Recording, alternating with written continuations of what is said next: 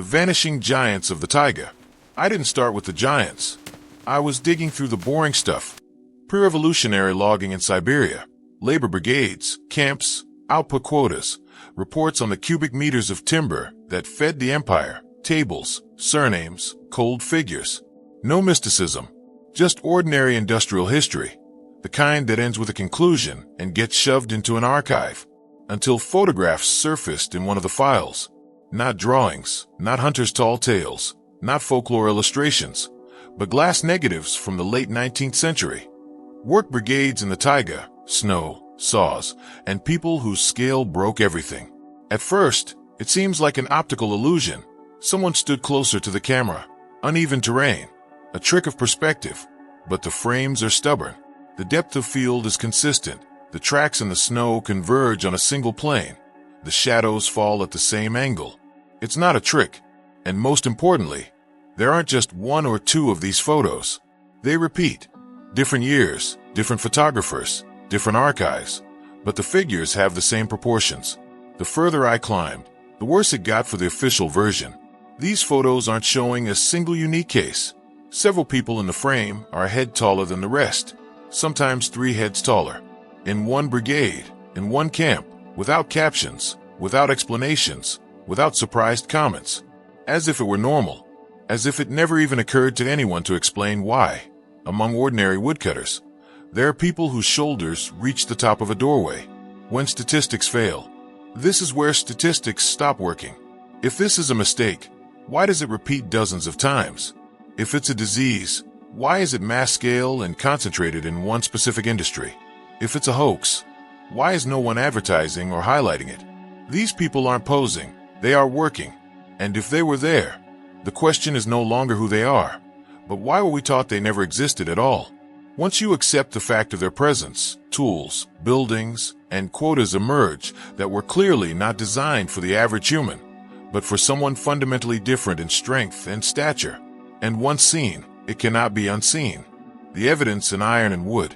After the photographs comes the most unpleasant part, verifying material traces. A photo can be dismissed as an illusion, but iron and wood do not know how to lie. I searched through museum catalogs and warehouses of decommissioned inventory. The saws, Siberian crosscut saws from the late 19th century, two-handed, longitudinal, for felling. Their length is 12 to 16 feet. That is nearly double the standard saws of the same period in Europe or North America. The official explanation is simple, large timber. But the Siberian taiga is not unique in tree diameter. Canadian and Scandinavian forests are comparable, yet their saws are shorter. The grip, the decisive detail is the distance between the handles.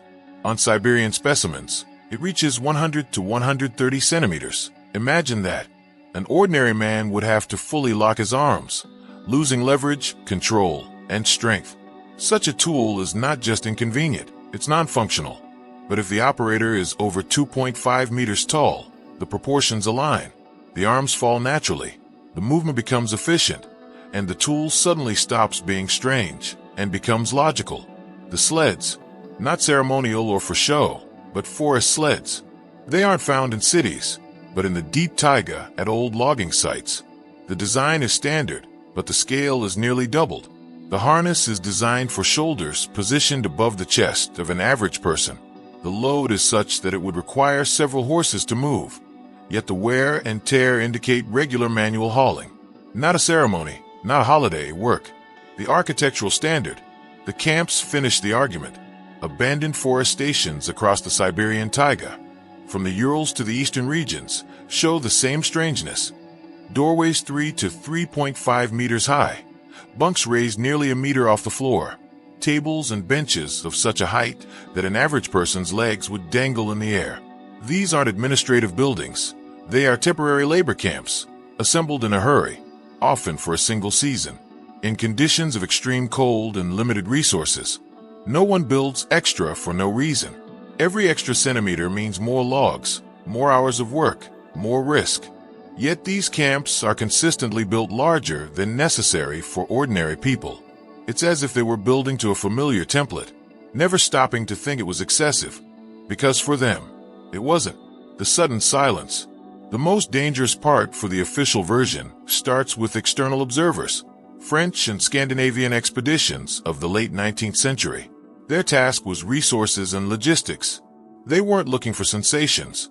In one report from the 1890s, the text says, several workers of exceptionally developed physique, standing 2.7 to 3 meters tall, perform heavy operations faster and more steadily than ordinary ones. No exclamation points, no explanations, just a statement of fact, as if discussing a breed of horse. Then, after roughly 1911 to 1913, these mentions vanish. Not gradually, but abruptly. The forests remain, the volumes remain, but the people of that stature disappear from the records entirely. This wasn't a change in technology, it was a severance. It happens synchronously across several independent sources, as if at some point it became clear. This can no longer be recorded, not because they ceased to exist, but because their very presence became inconvenient. Different companies, different languages in the documents, yet the time window remains the same, roughly from 1910 to 1920. Before this period, photographs, mentions, specialized tools, and camps. After, nothing, as if cut by a knife. This is where standard explanations fail. A revolution isn't the answer. The disappearance begins earlier. Technical progress doesn't explain it either. If anything, photographic documentation was increasing. Wars don't erase physical human types without a trace. Epidemics would have left medical records, mass deaths, and spikes in burials. None of that exists. These people don't die on paper.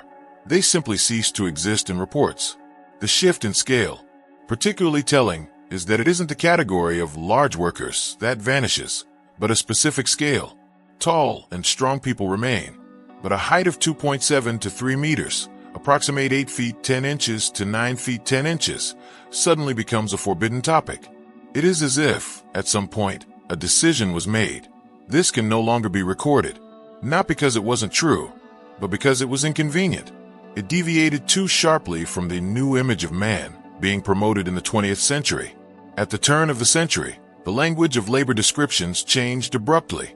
The worker became mass-produced, standardized, and interchangeable. Everything was reduced to formulas, averages, and norms. Anything that didn't fit began to wash out of the records, not physically destroyed, but removed from documentation.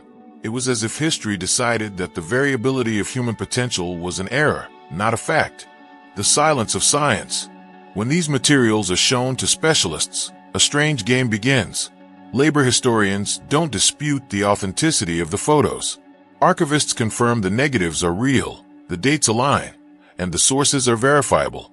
But then comes the pause and the universal excuse. Perspective, optical distortion, or photographic techniques of the time. This sounds convincing until you ask one simple question. Why does the distortion work identically across hundreds of frames taken by different people with different cameras in different years? At this point, the conversation is usually shut down. To explain the scale, one must either admit the existence of people of a different stature, prove a global conspiracy of photographers who all made the exact same error for decades. Since the second is absurd and the first shatters the conventional worldview, they choose a third option, silence. Documentation versus reality. The most telling sign is the total absence of systematic research. There are no articles comparing the height of people in these photos to known objects. No studies on the ergonomics of these oversized tools. No reconstructions of the camps to ask, who were these built for? It is a refusal to ask the question. Scientists will acknowledge individual giants in medical archives, circus performers, or clinical anomalies. But we aren't talking about a single body. We are talking about work crews, production, and norms. This makes the topic toxic because it moves the question from medicine to human history, from an anomaly to a variant of the species. The disappearing act. If an entire group disappears, there are usually traces, mortality rates, hospital records, migrations, or censuses. Here, there's a void. There are no records in Siberian regions of mass illnesses affecting only exceptionally tall workers. They didn't move away, and they didn't die out. They simply stopped being recorded. As the 20th century progressed, the standardization of man began. Mass armies, mass schooling, and unification. The human was no longer described as a range of possibilities, but as an averaged unit. Reality doesn't vanish by decree, but it can be pushed into the shadows. The 1907 photograph. Everything inevitably leads back to one specific photograph from 1907, a French shoot of a logging crew. At first glance, it's unremarkable. 10 men log snow. 9 of them fit the expected scale, but the 10th breaks the geometry of the frame entirely. He isn't just tall, he is of a different dimension. His shoulders are level with the heads of the others. He isn't posing or showing off. He is simply working, dressed like the rest, standing in line. This wasn't a circus attraction. It was a production photo for an official report. If we accept his reality, we must accept that in the recent past, people existed whose capabilities fell far outside today's norm. A global narrative shift. This isn't a local phenomenon. The archives of the Urals, the Russian North, the Far East, Northern Norway, and Sweden all show the same pattern, and they all share the same cutoff point between 1910 and 1920. The architecture remains without its inhabitants. The tools remain without the hands meant to hold them. It's as if one specific puzzle piece was removed, hoping no one would notice the gap. The question we are left with is chilling. If you can quietly erase an entire type of human from history, not a myth, but documented workers, what was the true reason for this erasure? And what else was removed along with them?